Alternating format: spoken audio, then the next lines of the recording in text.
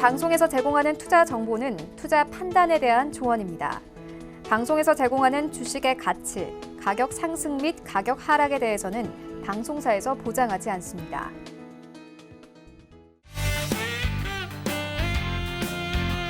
안녕하세요. 여러분들의 주식 계좌를 빵빵하게 불려드릴 주유소 1, 2부 진행의 도하나입니다. 지수는 계속해서 신고가를 앞전에 두고 있습니다. 코스피 오늘 3,276포인트 선에서 마무리가 됐고요. 코스닥도 1,000포인트가 안착된 상태에서 계속해서 강보합권 흐름을 나타내고 있습니다. 사실 이렇게 지수는 좋은데 카카오와 네이버 같은 종목이 내 포트에 없는 분들은 지수를 체감하기 어려우실 것 같은데요. 이런 종목에 대한 이야기부터 시장 이야기까지 종합적으로 나누어 보는 시간 주유소 1, 2부 통해서 여러분들 종목에 대한 고민들이나 시장에 대한 고민들 모두 풀어가 주셨으면 좋겠습니다. 그리고 주유소 같은 경우는 여러분들의 참여로 이루어지는 방송입니다. 노란톡과 유튜브 활짝 열어두고 여러분들 기다리고 있으니까요. 놀러 오셔서 들어오셔서 궁금하신 사항들 여쭈어 보시면 저희가 적극적으로 풀어드리도록 하겠습니다. 자, 그리고 잠시 뒤에 있을 상담 방송을 위해서 주유소 3부를 위해서 전화, 문자 먼저 열어두고 기다리고 있겠습니다. 전화 023153-1611, 1612번, 문자는 샵 0082번으로 종목명과 매수가 비중까지 미리미리 접수를 해주시면 상담하시는데 용이하다는 점까지 알려드리도록 하겠습니다. 자, 오늘은 한 주의 중간이죠. 수요일인데 수요일장도 잘 마무리가 됐습니다. 오늘 저희 스튜디오를 방문해 주신 또 새로운 뉴페이스 위원님이 계시다고 하니까 바로 만나보도록 하겠습니다. 오늘 여러분들의 고민을 해결해 드릴 최충성 위원님과 그리고 김범준 전문위원님 모십니다. 위원님들 어서 오십시오. 네, 반갑습니다. 수요일 스튜디오가 좀 이렇게 또 뉴페이스가 오니까 느낌이 다르네요. 새로운 분이 오시니까. 일단 최충성 전문가님은 뭐 저야 늘 호흡을 맞춰왔던 분이라 네. 표정이 왜 그러시죠? 네, 아닙니다. 너무 반가워서? 네, 반갑습니다. 이제 아프거나 어디 가지 마세요, 위원님 아셨죠? 알겠습니다. 네, 알겠습니다. 약속 이렇게 받아보고 김범준 전문위원님은 오늘 저랑 또 방송을 처음이시고 방송 자체가 또 처음이시라고 들었는데 또 시청자분들은 굉장히 궁금해하실 수 있어요. 저희 시청자분들이 왜냐하면 이 채팅창 통해서 활발하게 이야기하는 걸로 유명해서 많은 분들이 새로운 분이시다 하고 궁금해하실 수 있을 것 같은데 짤막한 자기소개와 방송에 임하는 각오 정도 부탁드려도 될까요? 앞에 보시고. 네, 안녕하세요. 김범준입니다. 네, 일단은 제가 방송이 처음이라 많이 떨리네요. 지금 상당히 좀 많이 떨리고. 떨리는 거 맞아요, 위원님? 네, 많이 네. 정말 많이 떨리고. 네. 각오라고 할 거까지는 잘 모르겠는데 최대한 사고 없이 잘 마무리됐으면 좋겠네요. 근데 열심히 하겠습니다. 예, 그럼요. 열심히 하겠다는 각오와 더불어서 근데 이게 진짜 첫 방의 목표가 맞아요. 사고 없이 무난하게 지나갔으면 좋겠다. 최충서 전문가님, 방송 처음 시작하실 때 기억나세요? 납니다. 몇 년 전이죠, 그게? 한 3년 정도 된 것 같습니다. 벌써 방송한 지 3년 되셨어요? 중간에 좀 텀이 있긴 했는데. 네, 3년 그래도 정도? 3년 정도 시작한 지부터 이제 3년 정도. 네, 맞습니다. 처음 방송하셨을 때 기억나세요? 아무 기억이 안 납니다. 사실. 네, 들어간 건 기억이 나는데. 네, 그냥 시작했던 그냥 들어오고 건 기억나는데. 나오고. 네. 네, 많은 범준 기억이 전문가님 들으셨죠? 이게 처음 시작할 때는 그냥 오늘은 아무 기억이 안 나는 게 사실 맞습니다. 기억이 많이 남을 것 같아요. 근데 저희 기억에는 안 남는데 영상은 남아요. 네, 그게 무서운 거죠. 네, 생각나기 전에 최충성 위원님의 첫 번째 방송도 제가 좀 찾아봐야 될 것 같습니다.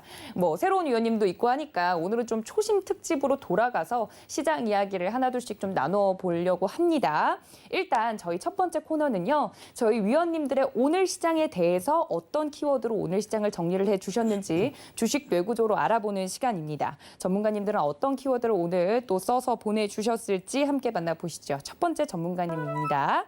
자, 지수는 상승하지만 점점이라고 적어주셨고요. 다음은 외인 기관 수급이라고 외국인과 기관의 수급에 대해서 짚어주실 것 같네요. 그리고 대선, 내년에 있을 대선 이슈 이야기를 해주실 것 같고 델타 변이와 제약바이오라고 적어주셨습니다. 다음 전문가님도 볼까요?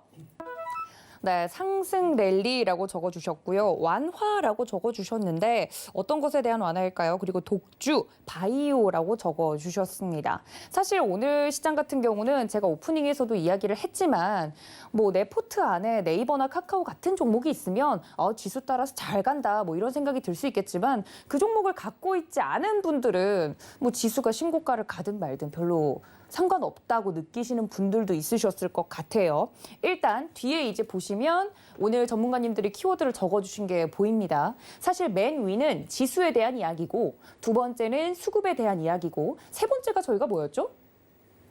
대선과 독주라고 적어주셨는데 시장에 대한 이슈 두 분이 이렇게 각각 적어주신 거고 델타 변이와 제약 바이오가 좀 겹치는 부분이 있네요. 일단 지수 이야기를 해보도록 하겠습니다. 코스피, 코스닥 오늘도 지수 자체는 굉장히 잘 가는데 상승 랠리라고도 적어주셨고 지수는 상승하지만이라고 벗이라고 이제 하지만이라고 적어주셨어요. 이거 최충석 전문가님 맞으시죠? 네, 저 맞습니다. 네, 지수가 상승하는데 화가 나셨나요? 원래 점은 잘 안 찍는데 네. 오늘 시장이 좀 답답했습니다. 사실. 왜요? 어디가 답답했죠? 일단은 뭐 기존에 이제 올라갔던 그런 종목들을 조금 쉬고 기존에 이제 상승을 좀 했던 종목들, 기존에 뭐 제약바이오 같은 종목들이나 오늘 같은 경우에는 이제 아침부터 이제 유승민 관련해서 이제 테마주가 좀 형성이 됐고 이제 정치 인맥주가 나올 때는 살짝 이제 시장이 조금 수급이 꼬이는 그런 모습을 보이는데 일단 단타 물량들도 굉장히 많았고 일단은 아침에 이제 유승민 관련 그리고 오후에는 이제 추미애 관련해서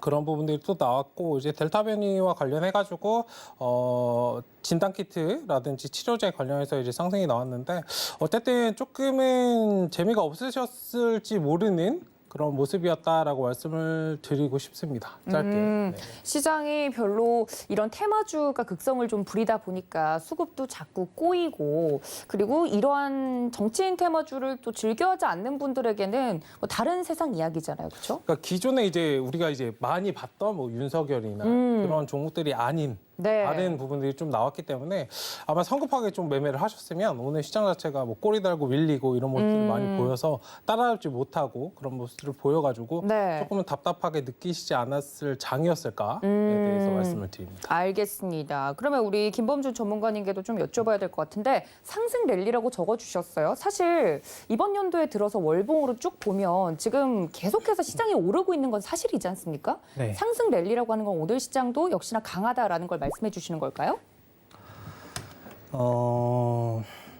일단 제가 봤을 때는 네. 최근에 이제 조금 안 좋은 것들도 있었고 네.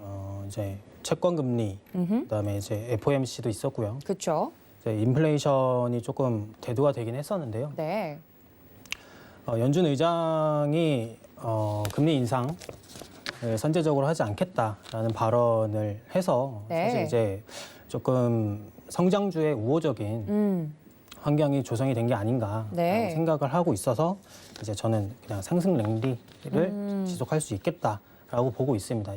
근데 이제 사실 좀 큰 기업을 제외하고 네. 대부분 좀 중소기업들은 좀 약세거든요. 그쵸. 실제로 오늘도 코스피 종목 중에 대략 한 270개 정도는 상승을 했고 네. 나머지는 이제 하락을 했는데 이것만 봐도 조금 큰 종목을 제외하면은 사실 나머지는 좀 볼 게 없는 이렇게 생각을 하고 있습니다. 네, 사실 뭐 시총 상위 종목들을 가지고 계신 분들은 뭐 시장이 잘 올라가면 덩달아서 종목들의 흐름도 좋으니까 괜찮겠지만 이 중소형주를 가지고 계신 분들에게는 굉장히 좀 답답하고 재미없는 장이 아니었을까. 시장이 강한 것과 별개로요. 그렇게 생각하셨을 것 같고 그리고 제가 또 시장에 대해서 굉장히 재밌다고 느꼈던 건 올 초까지만 해도 경기 민감주들이 몇십 년간 지금 바닥에 있던 것들이 경기 민감주가 막 치고 올라오면서 민감주들이 잘 가고 있다가 또 얼마 전에는 바로 또 시장이 달라져서 성장주들이 또 주목을 받으면서 경기 민감주 갈 때는 좀 소외가 됐던 성장주들이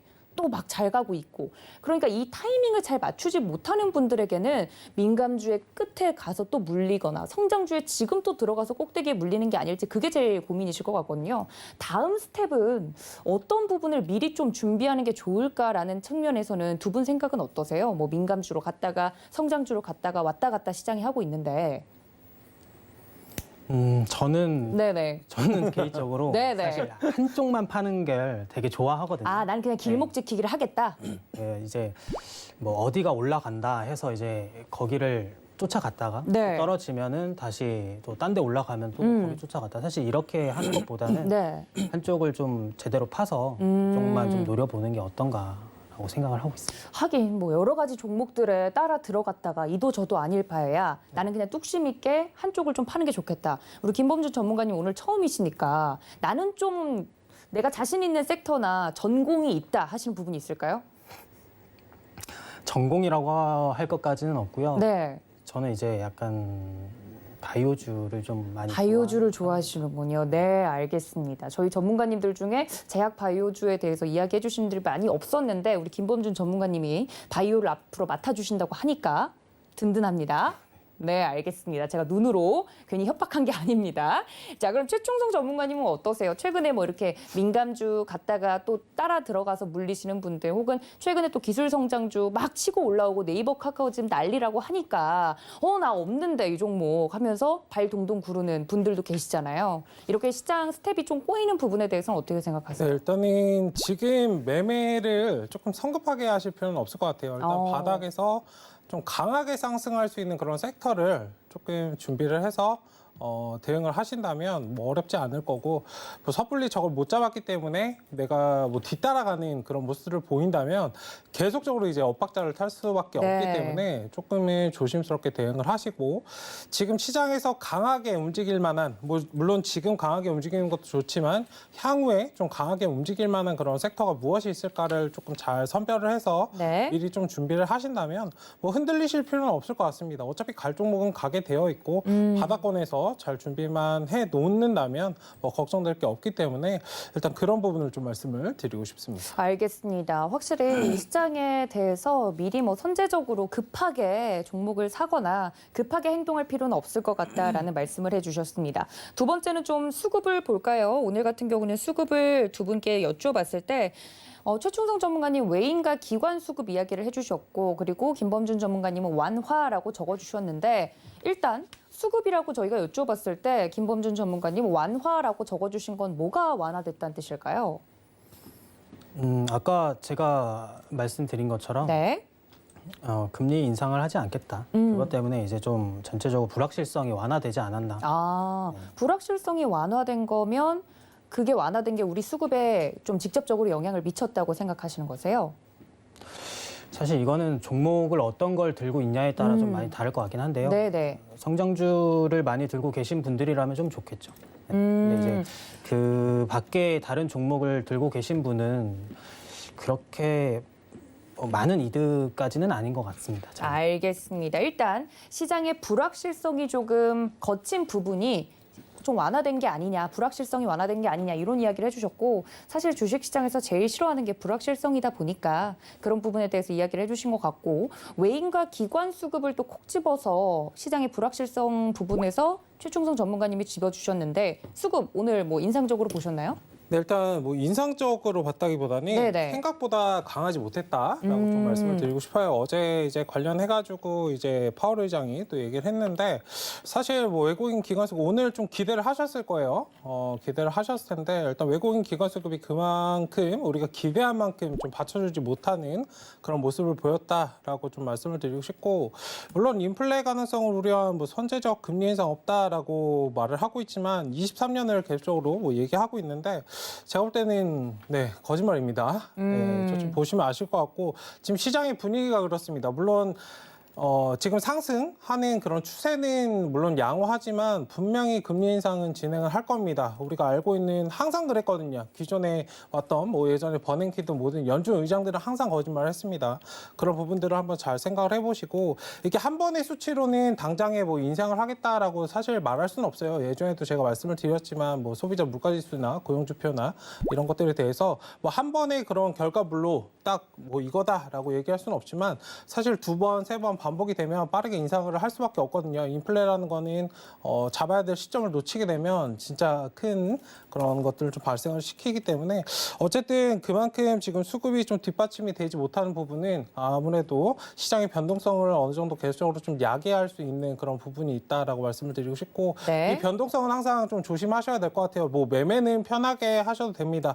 추세적인 상승 추세는 뭐 지금 당장 꺾이지 않을 거지만 언제든 이제 변동 가능성은 그냥 말할 때마다 그 엎치락뒤치락 할 수 있기 때문에 그 부분을 좀 조심해서 대응하시면 좋을 것 같다라고 해서 이제 외국인 기관 수급에 대해서 좀 말씀을 드렸습니다. 네, 파월 의장이 선제적인 금리 인상은 안 한다라고 계속해서 못을 받고 있긴 한데 뭐 이러한 내용들이 손바닥 뒤집듯이 또 하루아침에 바뀔 수 있는 부분들이기 때문에 실제적으로 뭔가 액션이 들어가기 전까지는 이런 이야기 하나에 뭐 좀 흔들리면 안 된다 뭐 이런 이야기를 해주신 것 같아요. 그렇죠? 네. 그러니까 많은 분들이 좀 질문을 좀 해주고 계신데 전문가님들이 보시기에는 뭐 인플레이션도 그렇고 저희 뭐 8월 FOMC가 지난 6월만 있었던 건 아니지 않습니까? 앞으로 계속 정례 회의 같은 경우는 있을 것 같은데 올해 안에 금리 인상이 그럼 가능하다고 보시나요? 라고 질문들이 들어오셨어요. 사실 이 질문 자체가 중요한지 혹은 올해 안에 하게 된다고 이제 궁금하신 분들이 있으신데 여기에 대한 답은 어떻게 드릴 수 있을까요? 그거에 대해서 뭐 제 개인적인 그냥 생각을 말씀드리자면 네. 일단 미국 금리 인상은 내년에 좀 진행이 될 것으로 보이고 있고 일단 뭐 길어봤자 2분기 정도 1, 2분기 정도 안에서 뭔가 그 신호를 좀 줄 것 같아요. 그다음에 뭐 길어봤자 내년 정도 보고 있고 일단 한국은행 우리나라 금리는 이번 연도 좀 가을쯤 정도 되면은 좀 진행을 하지 않을까. 뭐 그 부분은 한은에서도 얼마 전에 좀 얘기를 했기 때문에 네. 사실 미국의 금리를 우리나라가 이제 따라가면 안 되거든요. 우리나라는 미국이 하기 전에 좀 진행을 해야 됩니다. 우리나라는 명확하게 갚아야 될 빚이기 때문에 그런 부분들을 좀 생각을 하고 있다면 미국보다 먼저 선행해서 좀 진행하는 그런 부분들이 있지 않을까라고 말씀을 드리고 싶습니다. 그렇죠. 뭐 기축 통화국인 미국이 하는 것과 우리나라가 하는 것은 차이가 있으니까 우리나라가 정말 뭐 우리나라 경제 상황을 위해서 움직인다면 좀 선제적인 대응이 이런 부분은 좀 필요하지 않나라고 이야기를 해주고 계십니다. 김범준 전문가님은 뭐 최근에 계속 인플레이션이나 테이퍼링 이슈 같은 경우는 계속 기사가 쏟아져 나왔잖아요. 뭐 금리 인상에 대해서 많은 투자자분들이나 또 이 사실 돈과 관련된 부분에서 실제적으로 일을 하시는 분들은 이 이슈가 가장 큰 이슈였을 것 같은데 금리 인상은 뭐 조기에 빨리 될 것 같으신가요? 아니면 말씀해 주신 것처럼 뭐 내후년에쯤이나 내년쯤에나 가능할 거라고 보시는지 금리 인상에 대해서는 어떻게 생각하세요? 금리 인상 같은 경우는 사실 거의 비슷하게 생각을 하고 있는. 최종선 전문가니까 비슷한 근데 이제, 의견으로. 네. 근데 저는 사실 이렇게 주의 깊게 보고 있지는 않아요. 저는 이 이슈가 별로 이제 개인적으로는 네네. 누구나한테 다 중요하겠지만 그렇죠, 그렇죠. 저한테는 그렇게 크게 비중을 주지는 않는 편이라. 네. 알겠습니다. 사실 뭐 말씀해 주신 것처럼 이러한 이슈 하나에 또 말이 이랬다가 저랬다가 바뀌면 종목에 따라서 대응하기 어려운 분들도 계실 것 같은데 거기에 영향을 안 받는 투자를 하면 되지 않느냐라고 또 이야기를 해주신 것 같습니다. 자, 다음은 이슈로 좀 넘어가 볼까요? 대선과 독주라고 적어주셨는데 대선은 뭐 내년에 있을 대선을 이야기를 해주시는 것 같고 독주는 뭔가요, 전문가님? 네, 독주라고 적어주셨는데. 아, 독주요? 네네. 오늘 네이버하고 카카오가 사실 거의 다 했다고 보기 때문에 사실 그래서 오늘 이제 시장 독주했다. 그렇죠. 네라고 해서 네이버와 말씀드렸습니다. 카카오가 그냥 오늘 시장을 이끌었고 독주를 했다. 그래서 소외감을 느끼시는 분들이 좀 많으시더라고요. 네이버와 카카오를 담고 있지 않은 분들은 나 시장에서 난리 나는데 나는 그 종목 없다 하시는 분들은 차별화 때문에 힘들어하시는 것 같고 또 대선 관련해서는 최충성 전문가님께서 계속 정부 정책 수혜주를 사실 이야기를 해오지 않았습니까? 네. 근데 대선 관련해서는 그냥 오늘 시장에서 이슈가 됐으니까 좀 보신 걸까요? 이슈가 된 것도 있고 이제 대선이 좀 가까워지고 있다라고 느낀 게 이제 한두 명씩 내가 하겠다. 나도 나간다. 출마를 하겠다라고 이제 좀 선언을 했기 때문에 오늘 같은 경우에도 뭐 유승민 관련 부분이 나오고 추미애도 이제 얘기를 했죠. 일단 그런 부분들을 좀 본다면 일단 점점 지금 잠룡이라고 우리가 표현하고 있는 그런 부분들을 좀 잘 보시면 좋을 것 같아요. 오늘 뭐 관련된 종목들을 잘 매매를 못 하셨다고 하더라도 일단은 조금 강하게 튀어오를 수 있는 지금 사실 굉장히 좀 식상했거든요. 거의 2강 체제로 가고 있었기 때문에 일단 그런 부분들을 보시는 것도 좋지만 사실 개인 투자분들이 많이 관심을 가지고 있었기 때문에 주가도 많이 올라갔고 조금 무거워져 있고 탄력성도 좀 부재한 측면이 있기 때문에 일단 잠룡이라고 표현되는 그런 주자들을 조금 잘 선별을 해서 미리 좀 준비를 하시면 보통 이제 그런 종목들의 이제 차트를 한번 보시자면은 물론 뭐 거의 바닥권에 있을 거고 물론 그런 주자들을 보시는 것도 좋지만 정책 관련된 부분을 계속적으로 보신다면 누가 당선이 됐든 상관없이 계속적으로 상승을 이끌어갈 수 있기 때문에 잘 체크를 해보시면 좀 좋지 않을까라고 해서 이제 대선 관련 부분을 좀 말씀을 드렸습니다. 근데 대선 관련주는 그 정치인, 해당 정치인이 혹시 뭐 나는 이제 중도 포기를 하겠다거나 아니면 또 다른 이슈가 터지면 또 급락하는 가능성이 있지 않습니까? 그렇죠. 그리고 이제 인맥 관련주와 이제 정책 관련주는 좀 저는 이제 분리해서 그렇죠, 보는데 그렇죠. 네. 네, 인맥 관련주는 뭐 하지 않겠다, 중도에 좀 포기하겠다, 아니면 나는 쟤랑 상관없다. 저 기업 사장이랑 그렇죠, 모르는 사이다라고 좀 표현하는 경우, 아무 관계 없다라고 이제 표현하는 경우에 좀 발생을 하는데 네. 인맥 관련주는 뭐 항상 말씀드렸지만 뭐 올라가는 건 놓칠 수는 없어요. 그래서 가고 있는데 굳이 잡지 말라라고 말씀드리고 싶지는 않습니다. 다만 좀 단기 스윙 관점에서 짧게 좀 치고 빠지고 그런 전략으로 좀 대응을 하신다면 좀 공격적으로 그런 부분들 보신다면 좀 좋지 않을까라고 말씀을 드리겠습니다. 알겠습니다. 대선이 가까워옴을 좀 느끼고 있는 오늘 시장이었다. 정치 특히 인물 관련해서 움직이는 종목들이 있었기 때문에 그 부분에 대해서 짚어주셨고요. 네, 지금 시청자분들이 저희가 시장 이야기를 하는 것을 보면서 질문이 좀 들어왔다고 하는데 두 분께 좀 여쭈어 볼게요. 괜찮으세요, 두 분? 제가 여쭤봐도 괜찮을까요? 네, 괜찮습니다. 네. 네, 알겠습니다. 저만 말하고 있는 건가 싶어서 전문가님들은 옆에서 질문하지 마세요. 이러는데 저 혼자 네, 제가 질문해 보겠습니다 하는 걸까 봐. 어떤 분이 환율은 괜찮을까요? 계속 높아지던데 라고 환율 걱정을 해 주시더라고요. 오늘 환율 같은 경우를 보면 원달러 환율이 5원 이상 오르면서 1,130원대로 올라왔습니다. 그러니까 달러가 하루 만에 강세로 좀 전환을 하면서 뭐 수급이나 이런 부분을 걱정하시는 분들도 있으실 것 같고 환율에 대해서 고민하시는 분들도 있으신 것 같아요. 두 분 환율이 오르는 현상에 대해서는 뭐 어떻게 생각하실까요? 그냥 오르는구나.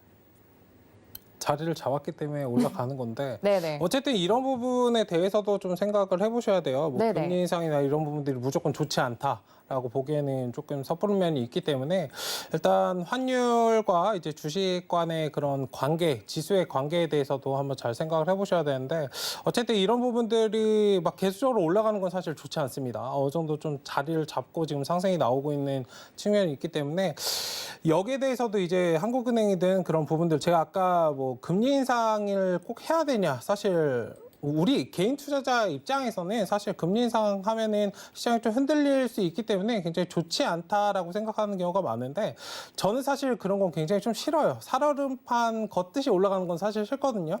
아예 그냥 여기서 밀려버린 다음에 그냥 갈 것만 생각하면 오히려 편합니다. 그러니까 그런 부분에 대해서도 이제 금리 이 부분도 사실 조금 작용을 하는 거예요. 나비 효과로 좀 작용을 하는 것이기 때문에 이런 부분이 좀 해소가 되기 위해서라도 금리 인상이나 이런 부분들이 좀 필요할 것이고 일단 뭐 지금 당장은 뭐 추세가 기존에 이제 전고점 정도에 있는데 5월 달에 이제 고점 달성한 그 구간 정도에 있는데 이런 것들이 좀 심해지면은 인위적으로 뭔가 액션을 좀 취해 줄 것이기 때문에 그런 부분들을 한번 잘 생각을 해보신다면 네. 너무 지금 당장은 걱정하실 필요는 없다라고 말씀을 드리고 싶습니다. 네, 지금 당장은 환율이 오르는 부분이나 뭐 오르고 내리는 그런 움직임에 대해서 당장 걱정할 필요는 없겠다라고 답변을 주신 것 같고요. 그리고 또 어떤 분이 이거는 종목에 대한 질문이긴 한데 사실 셀트리온 헬스케어만 가는 날이 또 올까요? 라고 물어보시는 것 같아요. 셀트리온 헬스케어를 가지고 계신 것 같습니다. 혹시나 이 특정 종목에 대해서 혹시 아까 바이오 쪽을 조금 보신다고 하셨으니까 김범준 전문가님이 셀트리온 헬스케어가 또 제약 바이오 중에서는 또 탑 아닙니까? 이 종목에 대해서는 혹시 보고 계시는 뷰나 시각이 있으실까요? 셀트리온 헬스케어만 가는 날이 올까요? 네, 갔으면 하는 마음을 바라서 하시는 것 같아요. 일단은 제가 생각했을 때는 네네. 사실 이게 얼마에 들고 계신지는 모르겠지만 그렇죠. 밑에 들고 계시다면 당연히 이런 질문 안 하셨겠죠? 네. 그렇죠, 네, 네, 이제 좀 높게 잡고 네. 계시다고 생각을 하겠습니다. 그래서 지금 주가가 헬스케어가 12만 3,600원인데 네, 오늘 종가요. 네. 고점 대비하면 지금 거의 그래도 한 5만 원 정도는 떨어진 상태거든요. 네, 근데 이게 지금 사실상 올해 1월 기준이고 현재는 횡보를 하고 있는 상황인데 제가 생각했을 때 어떤 종목이든 네. 가지고 있으면 한 번은 꼭 기회가 온다고 생각합니다. 뭐 실제로도 예를 들어, 네. 실제로도 이제 제가 들고 있던 종목도 꽤 오래 걸리긴 했지만 네. 크게 수익을 보고 나오는 경우도 되게 많았고요. 그래서 꼭 가는 날이 올까요? 네, 무조건 저는 온다고 생각하고 있습니다. 지금 이야기가 들어왔는데 12만 7천 원 정도에 갖고 계신 것으로 확인이 됐습니다. 그래서 꼭 갔으면 하는 마음을 가지고 이제 여쭈어보신 것 같은데 뭐 사실 종목을 가지고 좀 수익을 보고 나오고 싶죠, 누구나. 그렇죠? 이제 또 수익을 보고 나와야겠다라고 마음을 먹고 좀 기다리고 계시는 것 같은데 뭐 이 부분에 대해서는 종목은 한 번쯤은 기회를 준다라고 또 희망적으로 이야기를 해주셨으니까 종목 상담은 대신 좀 더 자세한 종목 상담은 저희 주유소 3부에서 진행이 될 예정이니까요. 이 종목에 대해서 좀 더 제대로 상담을 받고 싶다 하시면 그때 여러분들 미리 접수를 해주시면 감사하겠습니다. 자, 그래서 셀트리온 헬스케어 이야기가 나와서 좀 자연스럽게 넘어갈 수 있을 것 같은데 코로나19가 어느 정도 좀 마무리가 돼서 마스크 벗고 놀러 가고 싶다라는 이야기들이 나오고 있는 그런 희망적인 이야기가 나오고 있는 차에 델타 변이 바이러스 이야기가 자꾸만 나오고 있습니다. 뭐 인도에서도 그렇고요. 뭐 글로벌적으로도 자꾸 이 델타 변이 바이러스가 나오면서 코로나19 끝나는 그 날이 자꾸만 멀어져 가는 것 같은 걱정을 하시는 분들이 있으시고 실제로 변이 바이러스 이야기가 나오면서 관련된 종목들이 또 시세를 주기도 해서 시장에서 계속 이슈가 되고 있는 것 같습니다. 델타 변이라고 최충성 전문가님이 아예 콕 집어서 적어주셨어요. 네. 이 이슈를 봐야 된다는 말인가요, 전문가님? 네, 일단 뭐 보실 필요는 있는데 너무 그렇게 빠지실 필요는 없다라고 말씀을 드리고 싶고, 그러니까 감기 바이러스, 코로나 바이러스, 코로나가 사실 우리가 알고 있는 그냥 감기 바이러스입니다. 제가 예전에도 말씀을 드렸지만 일단은 뭐 감기가 걸리시는 분들 보면 여름에 감기 걸리고 겨울에 감기 걸리고 이렇게 계속적으로 걸려요. 사실 이게 변이가 일어나는 거기 때문에 근데 이제 좀 우려되는 게 코로나19가 굉장히 이제 우리가 많이 알고 있고 굉장히 좀 경각심을 가지는 게 전염성이 굉장히 강하기 때문에 조금 그런 부분들을 좀 조심을 하게 되는 건데 어쨌든 이런 변이는 좀 단순한 그런 것이라고 저는 보고 있고 이런 상승이 어디까지 갈 것인가 작년처럼 이제 더 강하게 갈 것인가에 대해서는 아직은 조금 의문이다. 물론 지금 주가는 상승을 하고 있으니까 어느 정도 뭐 매수를 하셨다면 따라가시는 방향은 뭐 좋겠지만 더 크게 뭐 작년처럼 몇백 프로, 몇천 프로씩 뭐 하루아침에 거의 2주 만에 거의 그런 종목들 많았잖아요. 그렇게 상승할 수 있을지는 조금은 의문이 들기 때문에 조금 조심스럽게 짧게 대응하시고 다시 눌림 잡고 이런 것들을 좀 보시면 어떨까에 대해서 좀 말씀을 드리도록 하겠습니다. 네, 이 사실 진단키트라든지 관련돼서 한참 코로나19가 처음에 유행을 하기 시작했을 때 관련 주가들이 무섭게 오를 때 들어가셨다가 또 잠잠해진 뒤로 물려 계셔서 어떻게 빠져나올 방법이 없었던 분들에게는 이 이슈로 인해서 또 주가가 한번 튀는 게 기사 회생의 약간 마지막 신호탄 같은 기회가 될 것 같은 그런 분들이 많으셨을 것 같습니다. 그래서 관련된 종목들이 이제 움직일 때 뭐 새롭게 들어간다거나 이렇다기보다는 좀 이미 가지고 계신 분들이 빠져나오는 방향으로 이 이슈를 좀 이용해 주셨으면 좋겠다라는 말씀을 드렸던 것 같고 또 제약 바이오 오늘 김범준 전문가님은 바이오가 내 좀 약간 전공이다 이야기를 해주셨잖아요. 네, 맞나요? 네, 맞습니다. 네, 그래서 전공이어서 가지고 나오신 건지 아니면 오늘 시장에서 바이오에서 특별히 하고 싶으신 이야기가 있으셨던 건지. 그런 건 아닌데요. 그건 아닌데. 그건 아니긴 한데 아무래도 이제 가장 관심 있게 계속 보고 있으니까 그래서 적은 것 같습니다. 근데 이거는 좀 처음 나오셨으니까 제가 궁금해서 종목을 접근하는 방법들이 전문가님들마다 다 다르시잖아요. 네, 다 다르죠. 네, 그렇죠. 뭐 예를 들어서 탑다운으로 위에서 뭐 업종이나 뭐 이런 시장을 보고 종목으로 쪼아 들어가시는 분들도 있고 아니면 종목의 움직임을 보고 이게 좀 큰 쪽으로 올라왔을 때 그냥 시대 흐름이랑도 잘 맞았다. 이렇게 보시는 분들도 있으시고 혹시 어느 쪽에 좀 속하시는지. 방금 말씀해 주신 게 사실 거의 다 맞아요. 다 맞는 말인데. 네. 네, 그 운도 좀 필요하고요. 네. 그리고 이제 저는 종목을 볼 때 아무래도 재료를 좀 많이 보는 편입니다. 재료를 본다. 재료라고 하면 그 종목만 가지고 있는 이슈나 테마 이런 쪽을 보시는 걸까요? 그런 것도 포함이 되겠죠. 포함이 되긴 하는데 네. 아무래도 이제 종목마다 이제 재료는 다 다르니까요. 그렇죠. 네, 그 재료가 현재 시장에서 가치가 어느 정도 평가가 되고 있는지. 네, 그래서 이제 평가가 되고 있으면은 이제 그게 메인으로 가는 종목이 분명히 있을 거고요. 네. 그러면 이제 비교를 해가지고 또 이제 가치를 좀 평가하는 부분이 좀 많이 있습니다. 그렇군요. 그러면 내가 종목을 이렇게 관심 있는 종목들을 저희 관심 종목에 넣어둘 수 있지 않습니까? HTS 보면 종목을 좀 넣어두니까 바이오 쪽이 많았다. 뭐 이런 말씀이실까요? 네, 많죠. 네, 많이 바이오가 대부분이고 그래서 여기다 적어주신 걸까요? 그것도 있고요. 네네. 방금 의원님이 말씀을 해주셨지만 네네. 델타 쪽도 조금 이슈가 있기 때문에 그것 때문에도 이제 좀 같이 적어둔 게 있습니다. 혹시 그럼 델타 변이 바이러스로 움직였던 종목들이 여러 개 있는데 제약 네. 바이오 안에서도 특별하게 좀 눈여겨본 종목이 있거나 아니면 이 이슈로 이 종목이 가네 하고 좀 눈여겨봤던 것이 있다면 어떤 게 있을까요? 델타 이게 사실 변이가 아까도 이제 말씀을 하시던 게 이것 때문에 이제 높게 잡혀 있으신 분은 네, 탈출 기회가 될 수 있다라고 네. 말씀을 하셨지만 그렇죠. 사실 이게 진단 키트를 가지고 계신 분이라면은 네, 또 한 번의 기회가 될 수도 있는 겁니다. 또 한 번의 수익의 기회.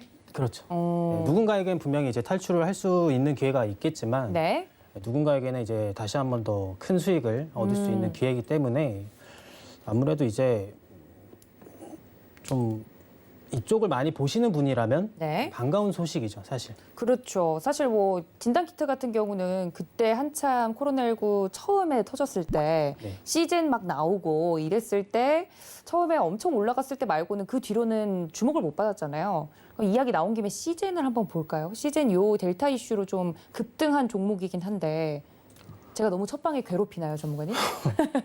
네, 그런 것 같습니다. 죄송합니다. 그럼 시즌 안 봐주셔도 좋습니다. 아, 네, 괜찮으실까요? 아니요, 뭐 시젠이 네.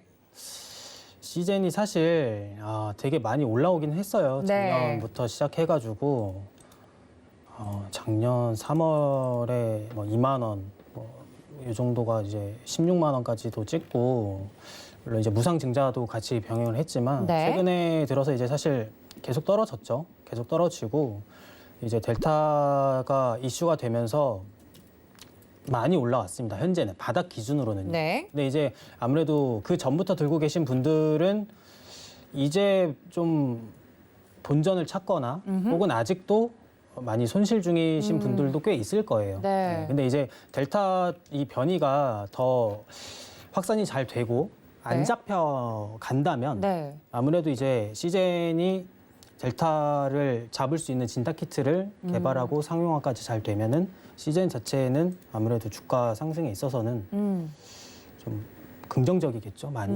그런 테마나 이슈가 혹시나 더 생긴다면 네. 시든 같은 진단키트 관련주들에게는 오히려 아이러니하게 또 호재로 작용해서 지금 손실 중이시거나 혹은 수익을 노리고 들어가시는 분들에게는 또 하나의 또 기회가 될 수 있는 부분이다. 네. 알겠습니다. 또 그런 부분에 있어서는 우상향으로 열려 있는 부분이 있다라고 이야기를 해주셨는데 그리고 최충승 전문가님은 사실 제약바이오 쪽 원래 보시나요, 전문가님? 저 전공이 생물입니다.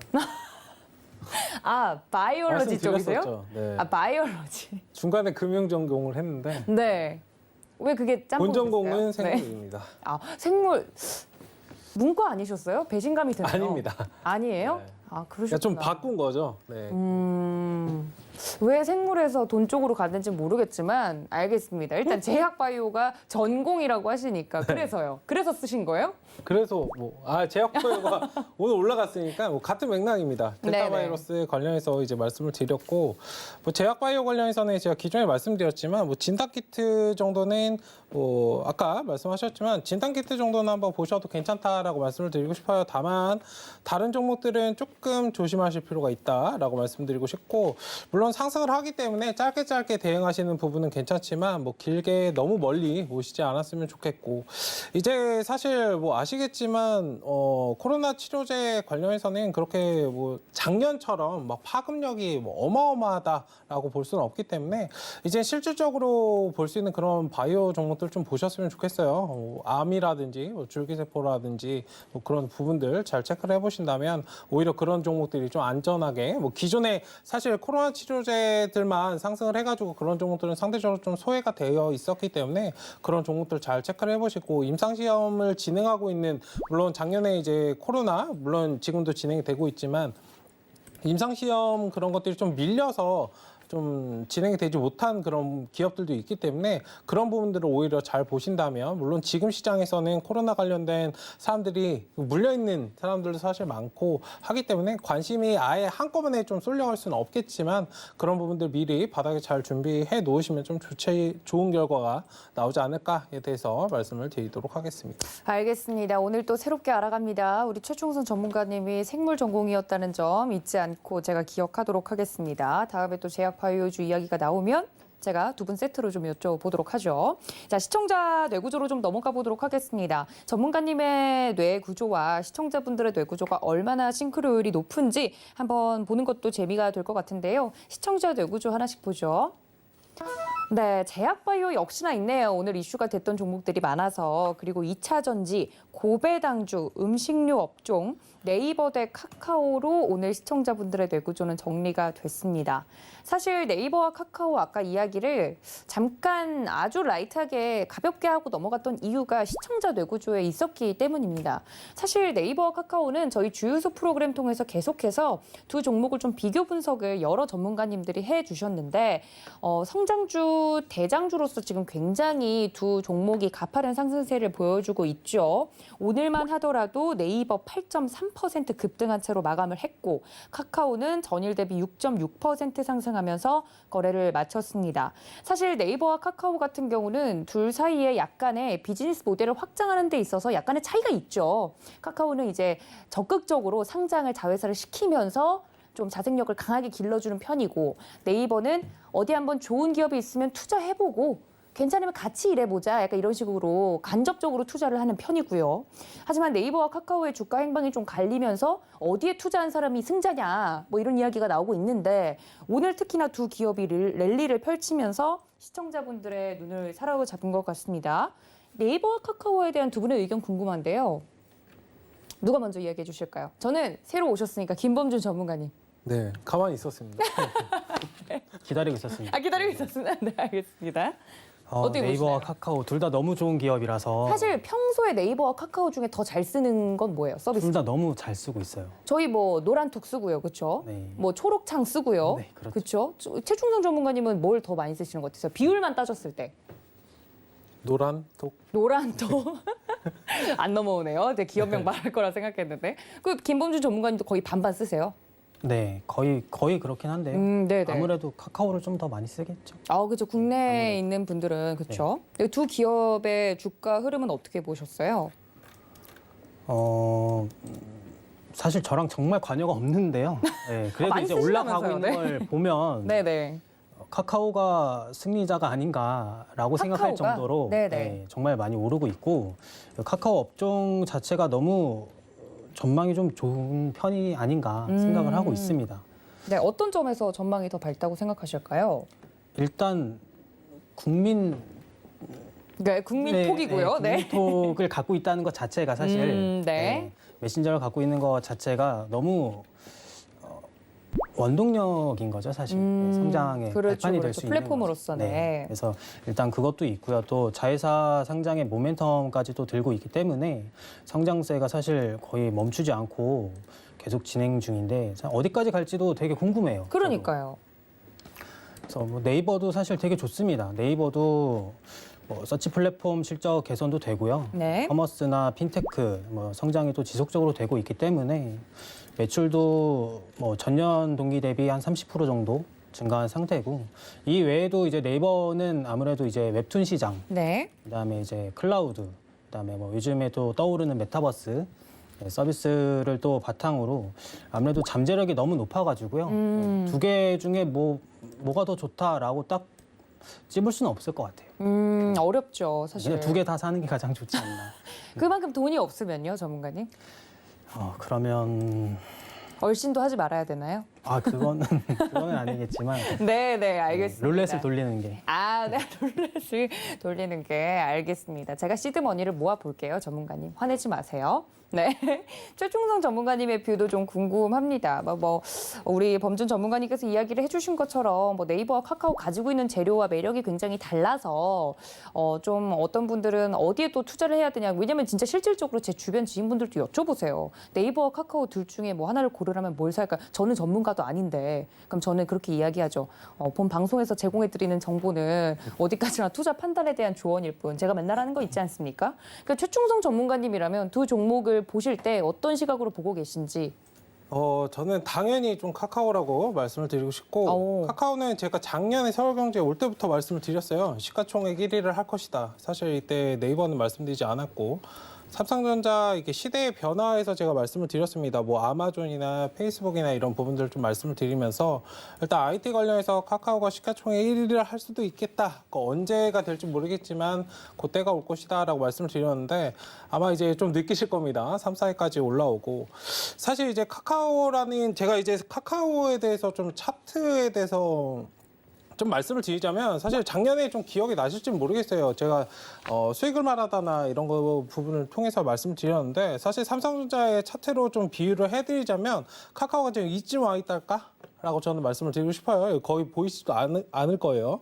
어쨌든 성장성이나 이런 부분들 잘 체크를 해보시고 대응하셨으면 좋겠고 아까 앵커님께서 카카오나 네이버 어떤 걸 골라야 될까에 대해서 좀 고민을 하고 만약에 친구분들이 좀 하고 계시다라고 하신다면 네. 지금 없으면 불편한 거를 생각해 보시면 됩니다. 없으면 불편한 거요? 네. 지금 당장 네이버든 카카오든 없으면 제일 불편할 만한 그런 기업을 생각해 보신다면 네이버 체크카드도 쓰는데요, 전문가님. 네, 체크카드는 많으니까요. 아, 알겠습니다. 딱 없어졌을 때 대체제가 없을 네, 대체제가 없을 때를 한번 잘 생각을 해보신다면 네. 어디에 이제 비중을 조금 더 실어야 될까? 그리고 이제 데이터 측면을 저는 카카오를 예전에 말씀드릴 때 데이터라는 부분을 좀 말씀을 드리고 싶어요. 일단 예전에 페이스북이 했던 한창 이제 논란이 됐던 개인 데이터를 다 가지고 있고 이 사람이 뭘 보냐에 따라서 막 광고를 띄우고 막 그런 것들이 좀 이슈가 됐었잖아요. 그렇죠. 일단 카카오가 가지고 있는 그런 데이터를 한번 잘 생각해 보세요. 네이버가 가지고 있는 데이터도 데이터겠지만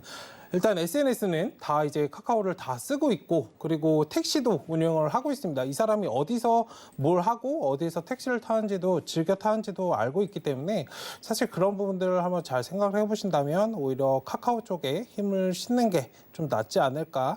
그리고 이제 네이버는 주가가 사실 지금 좀 무거워요. 액면 분할은 조만간 좀 할 것 같은데 어쨌든 그 후에 뭐 액면 분할한 후에 주가가 좀 가벼워진다면 다시 이제 상승을 할 수 있겠으나 지금 좀 무거운 측면이 있고 어쨌든 뭐 지금 상황에서 매매를 하기엔 좀 늦었다라고 말씀을 드리고 싶습니다. 카카오는 네. 일단 네이버는 지금은 뭐 돌파 자리가 나왔기 때문에 한번 매매해 볼 만한 자리이긴 한데 카카오는 추후에 좀 진입을 하셨으면 좋겠고 일단 지금은 따라잡기는 좀 어려운 자리이다라고 말씀을 드리도록 하겠습니다. 알겠습니다. 뭐 네이버와 카카오 둘 다 굉장히 좋은 기업인 것은 맞지만 지금 또 따라잡기에는 카카오는 좀 늦은 감이 없지 않나라고 이야기를 좀 반드시 좀 확실하게 해주신 것 같아서 제약바이오뿐만 아니라 카카오 네이버까지 이야기를 좀 나눠봤습니다. 시청자 뇌구조 안에서는 일단 제약바이오주는 아까 두 분이 뇌구조 시간에 이야기를 해주셨고 시청자 뇌구조 안에서는 네이버 카카오 위주로 이야기를 하고 넘어가도록 하겠습니다.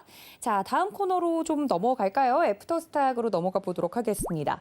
장이 끝난 뒤에 할 수 있는 이야기들이 또 따로 있다고 합니다. 오늘 또 장이 끝난 뒤에 이슈가 나오거나 할 만한 이야기들이 있는 종목들은 어떤 것들이 있는지 함께 볼까요? 네, 지금 뒤에 나오고 있는데 유유제약과 PN풍년 두 종목이 이름을 올렸습니다. 유유제약 같은 경우는 시간외에서 지금 9.97% 오른 채 거래를 마쳤다고 하는데 상한가를 기록을 했다고 이제 우선주들은 상한가를 기록을 했다고 합니다. 어떤 이슈 때문인가 보니까 전환사채 이야기가 좀 있는 것 같아요. 공시가. 제약 바이오, 뭐 바이오라고는 하셨지만 제 마음대로 제약 바이오를 좀 엮어보자면 우리 김범준 전문가님의 유유제약은 설명해 주시지 않을까 하는 제 개인적인 바람입니다. 어떻게 생각하시나요, 의원님? 알겠습니다. 네, 도망갈 수 없어요. 네. 유유제약 한번 봐주시겠어요? 네, 유유제약을 한번 보면은 네. 전환사채 발행 건이 조금 있거든요. 네. 근데 이제 시간의 상한가를 갔다, 뭐 시간의 하한가를 갔다, 뭐 두 네. 개로 나눠지겠죠. 그리고 그렇죠, 뭐 그렇죠. 좀 더 올라갔을 수도 있고요. 근데 이제 이거는 사실 내일 장을 열어봐야 알 수 있는 겁니다. 사실은. 그렇죠. 시간 외에서도 장난을 많이 칠 수 있기 때문에 시간 내에 이렇게 혹해서 들어갈 건 아닌 것 같고요. 네. 전환사채 발행 이거는 보통 이제 제약주들이 사실 많이 하거든요. 보통. 근데 어떤 목적으로 보통 하나요, 전문가님?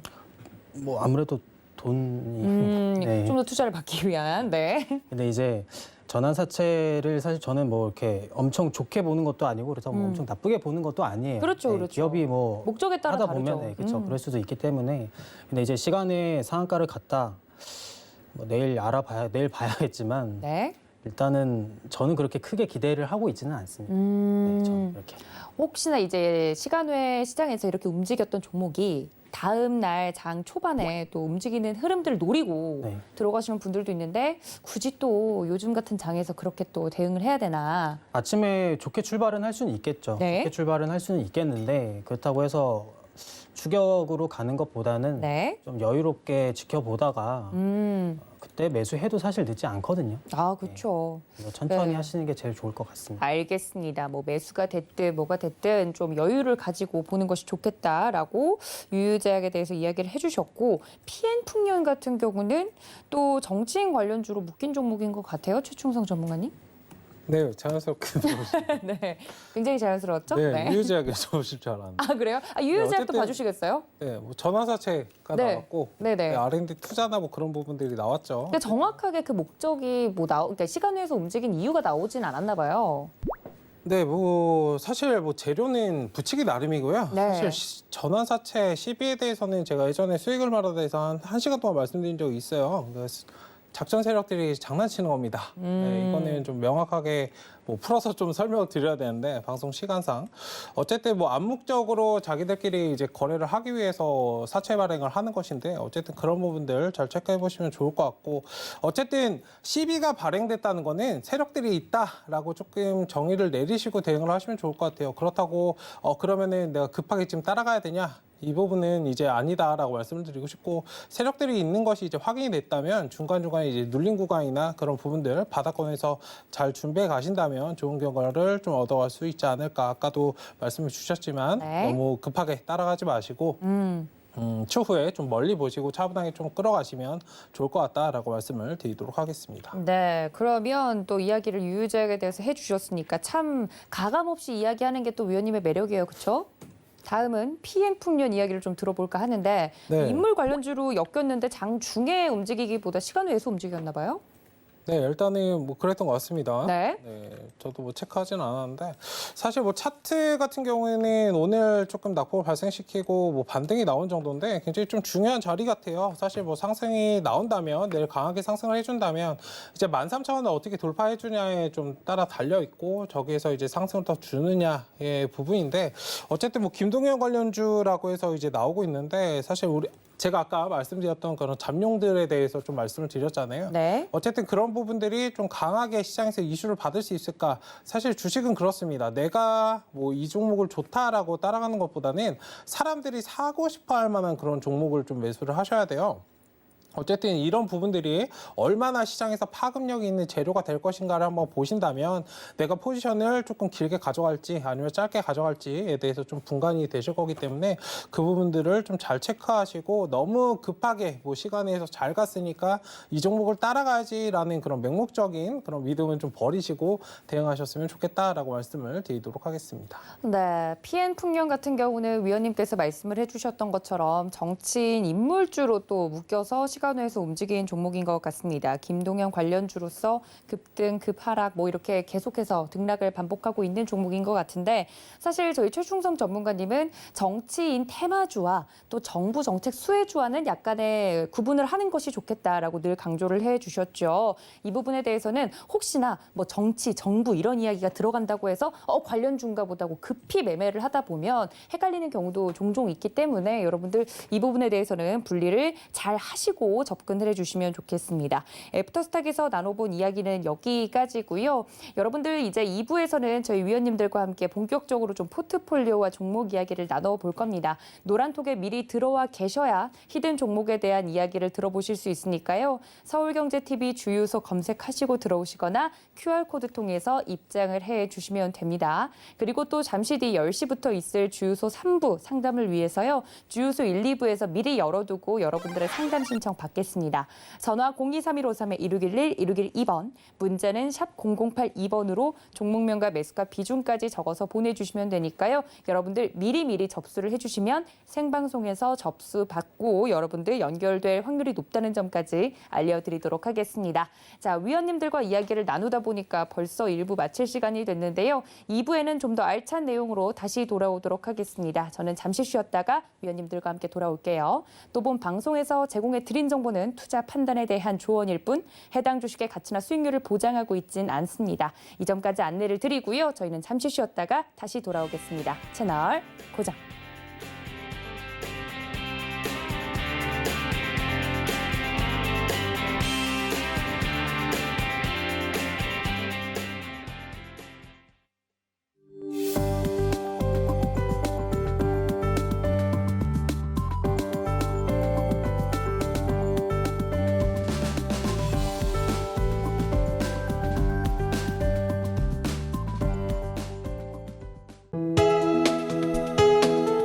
본 방송에서 제공하는 투자 정보는 투자 판단에 대한 조언입니다. 방송에서 제공하는 주식의 가치, 가격 상승 및 가격 하락에 대해서는 방송사에서 보장하지 않습니다.